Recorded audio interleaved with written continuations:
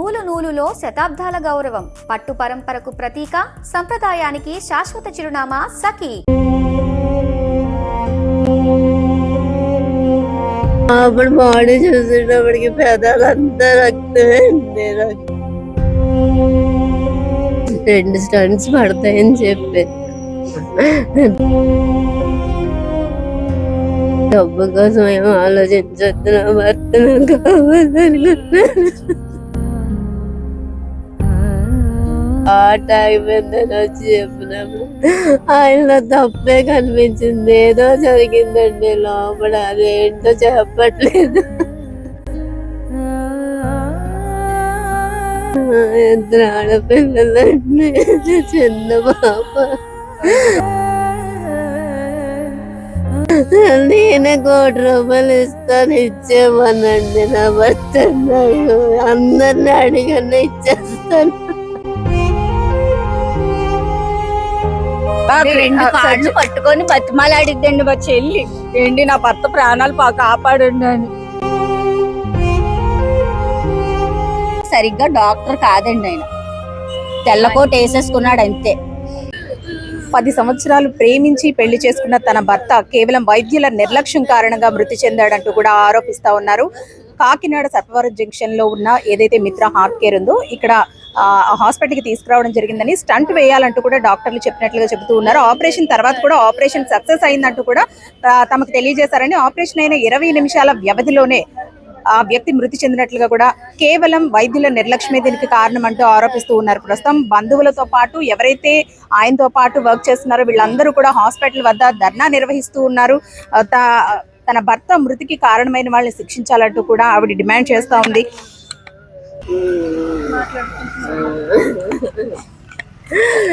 లోపల బాడీ చూసేటప్పటికి పెదాలంతా రక్తమే, ఎందుకు వచ్చింది అసలు? 3 గంటలకి యాంజియోగ్రాఫీ చేస్తానన్నారు, చేశారు, చూపించారు నాకు వీడియో.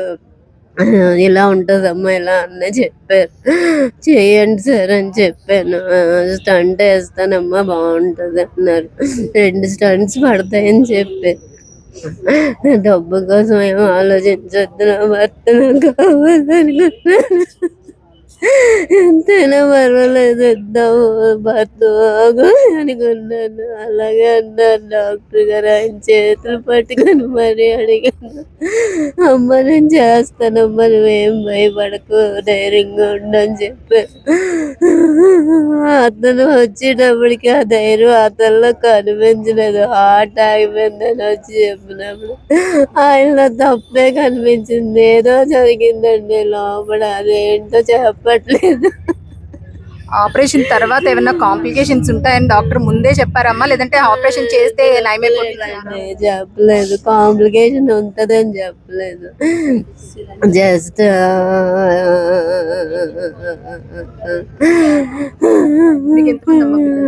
ఇద్దరు ఆడపిల్లలండి, చిన్న పాప, 5 సంవత్సరాల పాప, 13 సంవత్సరాల పాప 10th రాసింది.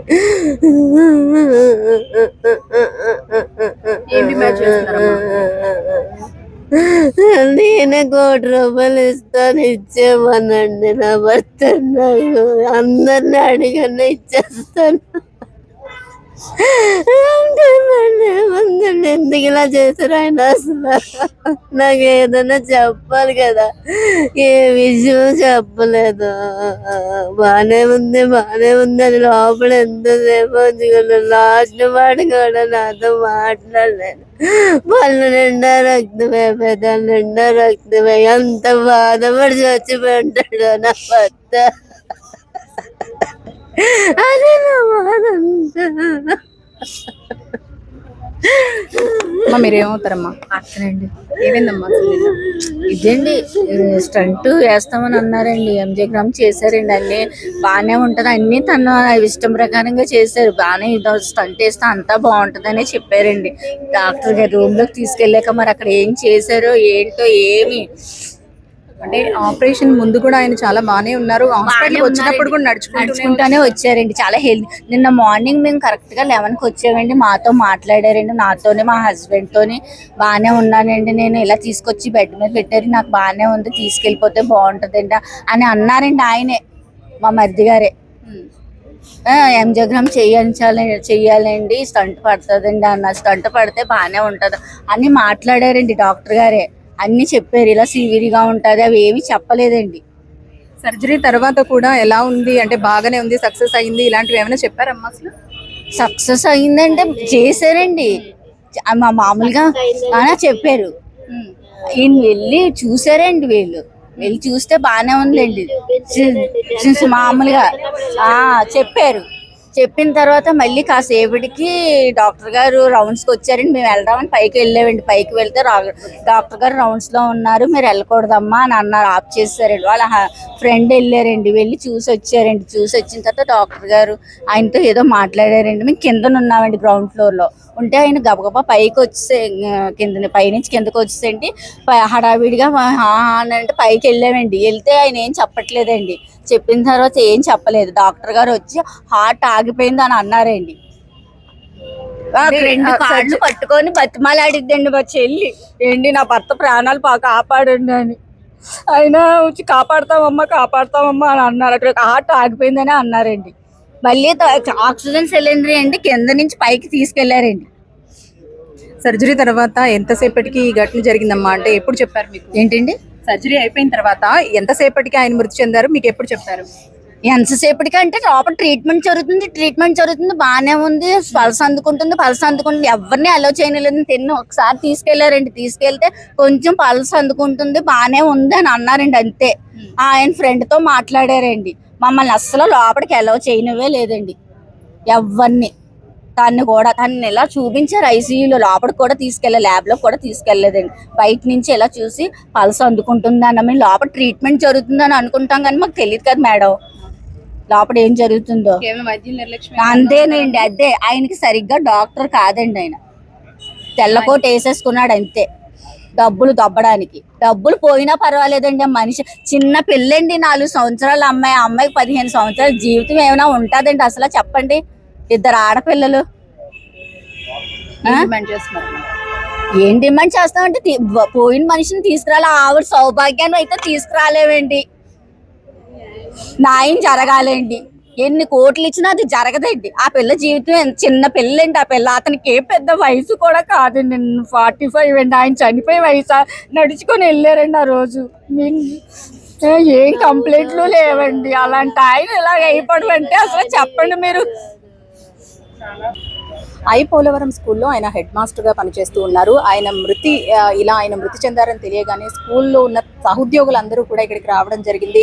ఎంతో ఆవేదన వ్యక్తం చేస్తున్నారు. ఎప్పుడూ ఆరోగ్యంగా ఉన్న వ్యక్తి ఇలా మృతి చెందుతాడని కలలో కూడా ఊహించుకోలేదంటూ కూడా చెబుతున్నారు. మనతో పాటు ఆయనతో వర్క్ చేస్తున్న వాళ్ళు ఉన్నారు. అమ్మ, అసలు ఏం జరిగిందమ్మా? గత 3 రోజులుగా కూడా మాకు కనిపించారండి సారు. చాలా చక్కగా మాట్లాడారు, చక్కటి పలకరింపు, చాలా మంచి వ్యక్తిత్వం కలిగిన, నవ్వుతూ పలకరించే వ్యక్తిత్వం కలిగిన జిల్లా సైన్స్ అధికారి అండి. ఆయన సైన్స్ జిల్లా సైన్స్ అధికారి. ఎక్కడ సైన్స్ ఫేర్ అయినా కానీ ఆయన వచ్చి ఆయన ప్రెజెంటేషన్స్ తోటే అన్నీ జరుగుతూ ఉంటాయి. చాలా చక్కటి వ్యక్తిత్వం ఉన్న మనిషి. ఒక్కసారిగా మా మధ్యలో పలకరించే మనిషి ఈ రోజు లేరు అనేసరికి చాలా మొత్తం ఉపాధ్యాయ లోకం అంతా చాలా దిగ్భ్రాంతి వ్యక్తం చేస్తున్నాం అండి. చాలా బాధ. రాత్రి అంతా ఎవ్వరికి నిద్ర పట్టలేదండి. ఎవరు ఏ టీచర్స్ కూడా ఏంటి మన మధ్య తిరిగే వినీళ్ళు, ఇలా పలకరించే వినీళ్ళు ఈ రోజు లేకపోవడం. ఆరోగ్యవంతంగా తిరిగేవారు. ఆయనకి అసలు ఇలాంటి ప్రాబ్లం ఉందని కూడా మేము ఊహించలేదు. చాలా చిన్న వయసు, చిన్న పిల్లలు, చక్కగా ప్రేమించి పెళ్లి చేసుకున్నటువంటి వ్యక్తి ఆ అమ్మాయి. చాలా చక్కటి సంసారం, చిన్న పిల్లలతో ఉన్న ఆయన ఈ రోజు మా మధ్య లేరు అనేసరికి ఉపాధ్యాయులకు అంతటికీ కూడా చాలా బాధాకరమైన విషయం.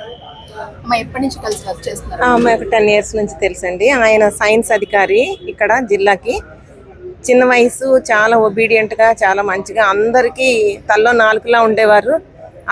రాత్రి ఆయన మరణ వార్త విని మాకు అసలు చాలా బాధ అనిపించిందండి. రాత్రి అంతా ఎవరికి నిద్ర లేదు. అసలు మేము ఇది ఫేక్ న్యూస్ అయితే బాగుండు, ఫేక్ న్యూస్ ఏమో అని అనుకుని చాలాసేపు నిజమా కాదా అని చాలా మెసేజెస్ అన్ని చూడడం ఆయన జరిగింది. ఏదేమైనా సరే చిన్న వయసులో ఆయన వెళ్ళిపోవడం చాలా బాధాకరం. ఆయన ఆత్మకు శాంతి కలగాలి. ఆ కుటుంబం అంతా కూడా స్కూల్లో అంతా మంచిగా ఉండేవారండి. సైన్స్ ఆఫీసర్ మాకు, మేము వేరే స్కూల్లో చేస్తున్నాము, ఆయన మాకు డిస్ట్రిక్ట్కి సైన్స్ ఆఫీసరు. ఆ చిన్న వయసులో ఆయన పోవడం చాలా బాధగా ఉంది. మేమే తట్టుకోలేకపోతున్నాం. ఇంకా ఆయన ఫ్యామిలీకి, పిల్లలకి, అందరికీ కూడా ఆ దేవుడు ధైర్యాన్ని ఇవ్వాలని కోరుకుంటూ సెలవు తీసుకుంటాం. నడుచుకుంటూ ఆసుపత్రికి ఎంతో హెల్దీగా వచ్చిన తన భర్తని కేవలం వైద్యుల నిర్లక్ష్యమే పొట్టన పెట్టుకుందంటూ కూడా బంధువులు ఆరోపిస్తున్నారు. 10 సంవత్సరాలు ప్రేమించి పెళ్లి చేసుకున్నాను, 2 చిన్న పిల్లలు, ఎన్ని కోట్లు ఇచ్చినా సరే నా భర్త ప్రాణం తిరిగి రాదంటూ కూడా భార్య ఆవేదన వ్యక్తం చేస్తుంది. తన భర్త మృతికి న్యాయం జరగాలంటూ కూడా కోరుకుంటా ఉన్నారు. వైద్యుల నిర్లక్ష్యమే ప్రధానంగా కారణం అంటూ కూడా చెబుతూ ఉన్నారు. సర్జరీ తర్వాత ఆపరేషన్ సక్సెస్ అయిందని బానే ఉన్నారని చెప్పిన తర్వాత కేవలం 20 నిమిషాల వ్యవధిలోనే హార్ట్ ఆగిపోయింది, మృతి చెందాడంటూ చెప్పడం ఇది వైద్యుల నిర్లక్ష్యానికి అద్దం పడుతుందంటూ కూడా ఆవేదన వ్యక్తం చేస్తూ ఉన్నారు.